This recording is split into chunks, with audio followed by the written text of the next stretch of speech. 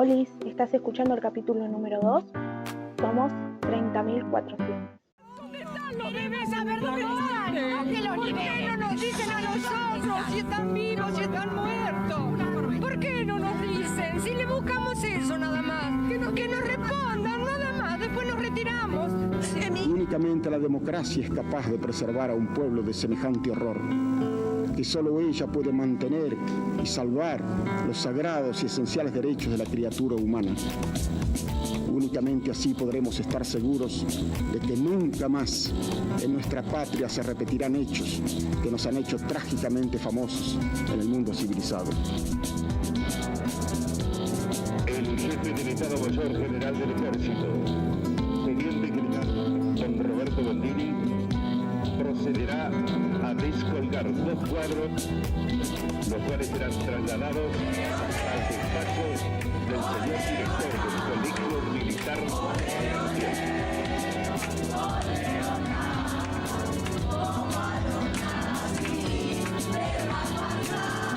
A todas las víctimas de la dictadura y al mismo tiempo los familiares de los desaparecidos expresaron su demanda de verdad a las instituciones que correspondan para que éstas esclarezcan los hechos de los que son responsables.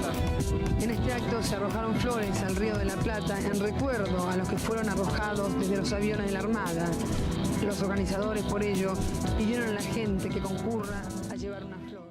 Voces que encarnan historias fuertes y forman parte del colectivo travesti trans, el cual no fue reconocido durante la violación de los derechos de la dictadura cívico-militar. Marlene, bueno, primero, qué grato tenerte en lo personal, porque Gracias. te he escuchado en muchos otros lugares y siempre termino llorando, tengo que decirte, de la emoción, de que uno se sensibiliza y demás. Bueno, yo te quiero preguntar, queremos preguntarte qué significa para vos el 24 de marzo, pero también qué quisieras compartirnos sobre situaciones de terrorismo de Estado para con los colectivos travesti trans en nuestro país. Bien. No sé, yo te empezaría contando con... A mí me mueven muchas cosas, pero entre ellas, yo como que me considero una hija de la democracia, ¿no? Porque en el secundario estaba más o menos en el 83, en segundo año, y con toda la promesa de esa democracia, de que con la democracia se vive, se come, se educa, se brinda salud, ¿no? Y que muy inmediatamente voy a ver que no era para todas, para todos, para todes.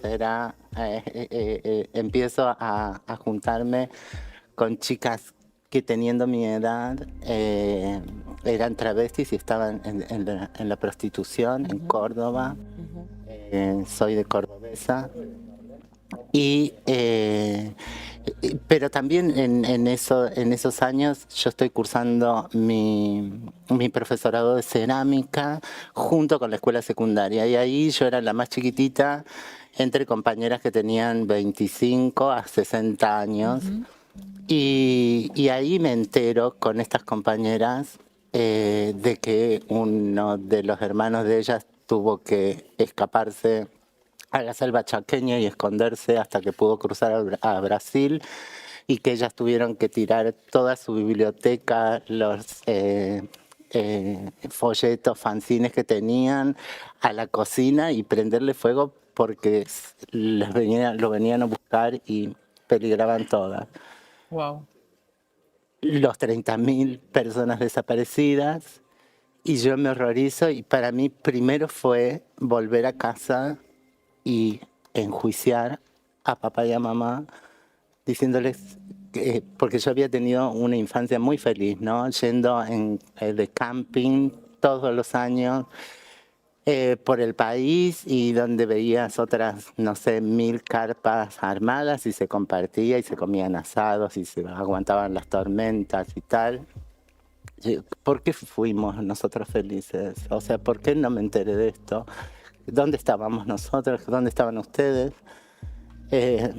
Y yo les voy a terminar concediendo como una amnistia a mi papá y a mi mamá, porque eran jóvenes, porque se encerraron en casa, porque mi papá salía de casa al trabajo, y sobre todo porque aseguraban no haber marcado a nadie. Y yo empiezo a hacer un ejercicio de memoria de cómo niña había escuchado algunas cosas y como mi mamá, así como en una rueda de vereda de vecinas, defendía a Alicia, que Alicia había sido la niñera de mis dos hermanos mayores y era ya maestra jardinera, hermosa, y yo le escuchaba y estaba como desaparecida, y yo le escuchaba a mi mamá como defendía a Alicia, ¿no? Diciendo que era una chica hermosa, guapa. Cuando mi mamá decía hermosa no se refería a la belleza, ¿no? Al ser humano.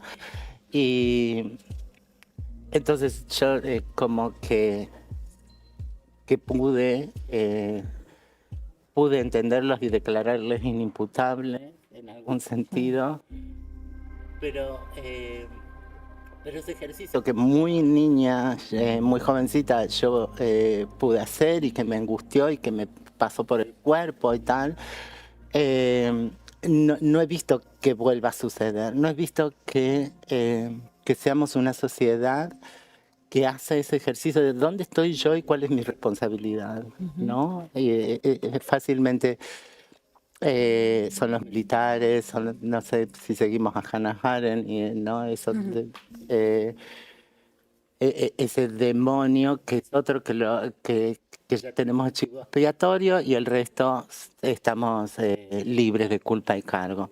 No es así, y yo lo voy a después corroborar con nuestra experiencia travesti trans, que nos pasaban cosas espantosas de manera cotidiana, enfrente de todo el mundo, que después esta sociedad misma tiene el descaro de organizarse y salir a cuestionarnos, sin tener en cuenta que nosotras no éramos personas de 25, 27 años decidiendo, diría Luana Berkins, tirada en mi sofá, poltronada en mi sofá, a ver, me parece que voy a ser prostituta, ¿no? Fuimos niñas prostituidas, expulsadas de las escuelas, expulsadas del hogar, y que tuvimos que negociar con un mundo adulto que ante una criatura en situación de calle, de indefensión total, nos cambió un sanguchito y un café con leche por sexo. Nos pasó el SIDA, nos pasaron de todas las atrocidades, las torturas. Digamos, yo no tengo recuerdos de haber visto o escuchado en el resto del país torturas tan fuerte como la picana, por ejemplo, pero sí chicas de Tucumán, porque en las comisarías se había borrado, ya no estaba la picana, pero había otras atrocidades.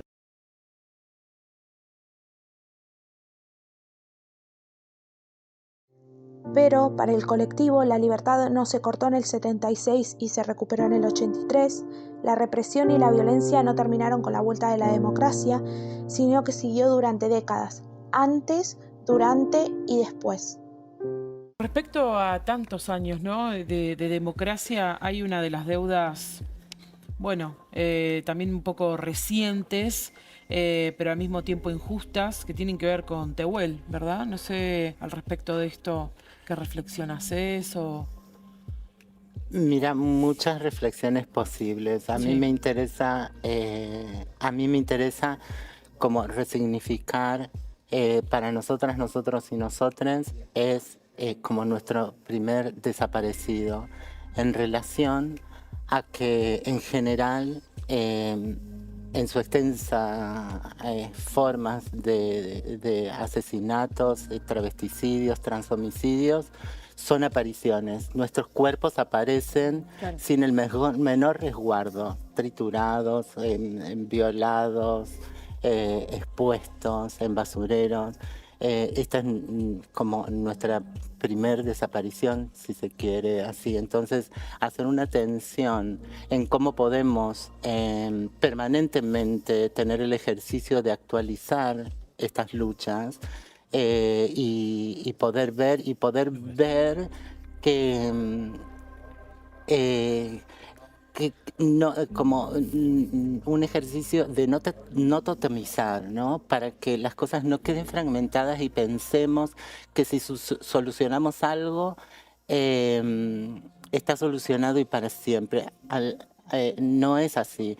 El ejercicio permanente al que nos tiene acostumbrada esta sociedad y estos medios de comunicación, por ejemplo, masivos, donde se expresa cualquier cosa sobre cualquiera, me parece que nos habla de que no hemos aprendido lo suficiente de tanto horror y tanta tragedia. Por eso es tan importante el trabajo permanente de parte de la cultura.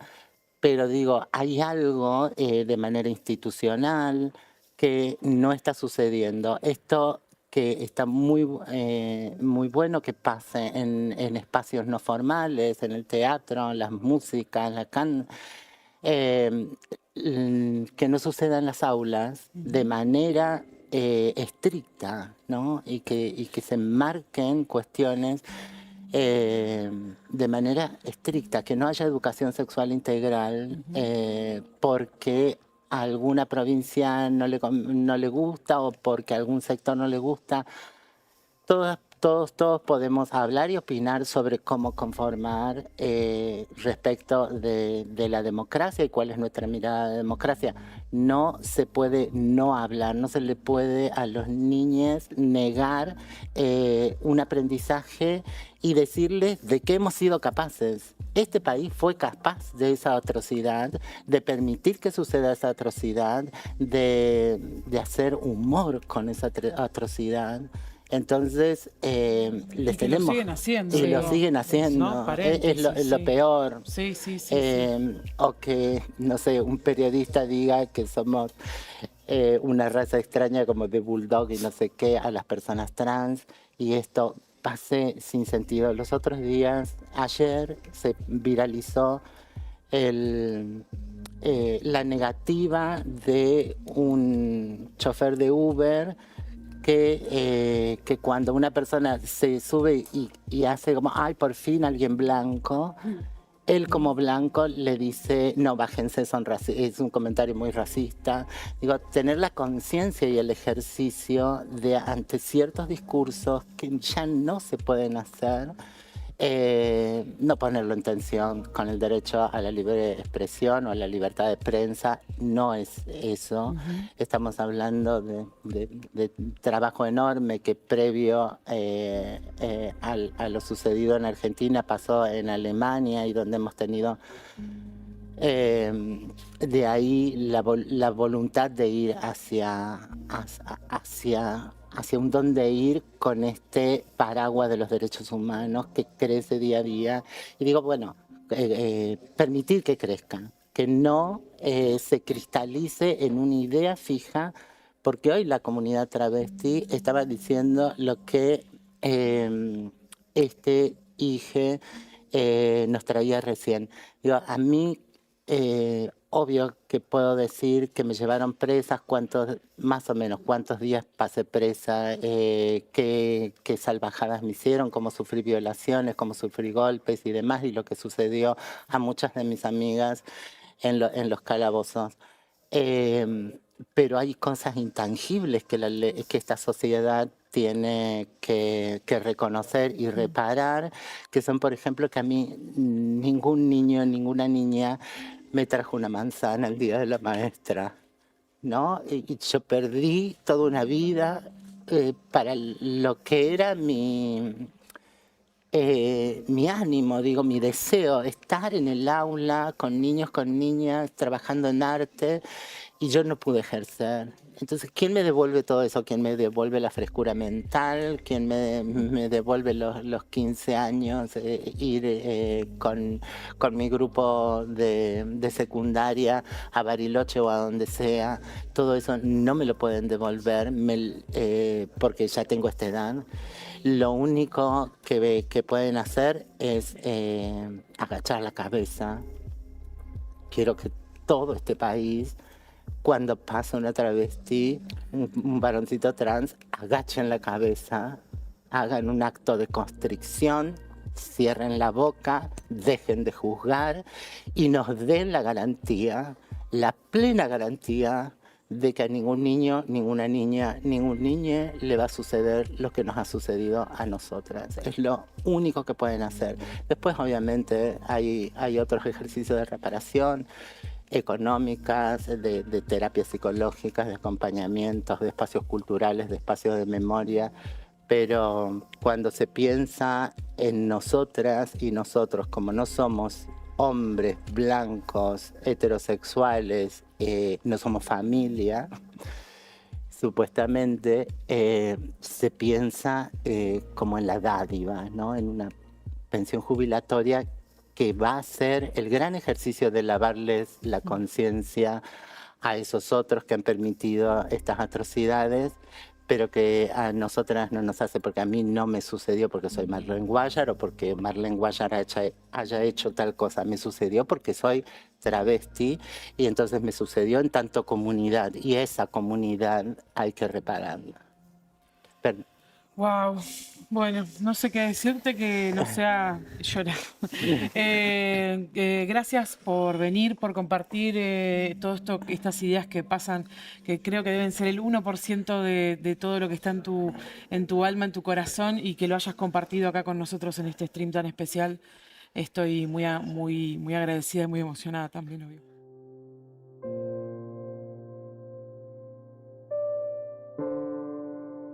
¿Cómo se repara lo que vivimos? ¿Cómo se repara lo que nos sacaron? Los días y días encerradas para que no nos metan presas. ¿Cómo se repara lo que no nos permitieron hacer, sentir? ¿Cuánto se merece cada quien? El resarcimiento es hacia nosotras, por supuesto, pero también es colectivo. A las escuelas, a las plazas, a las instituciones que llenaron de odio, que se perdieron de nosotras, de nuestra magia y sensibilidad.